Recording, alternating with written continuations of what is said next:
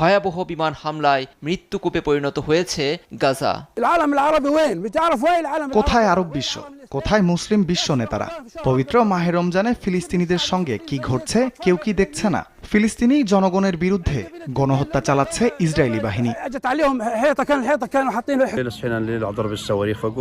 Netanyahu রাজনৈতিকভাবে দেউলিয়া, ক্ষমতায় টিকে থাকতে জনগণের সমর্থন পেতে আবারও যুদ্ধে নেমেছেন। আমাদের ভাগ্যটাই খারাপ, বারবার আমাদের সঙ্গেই এসব হচ্ছে।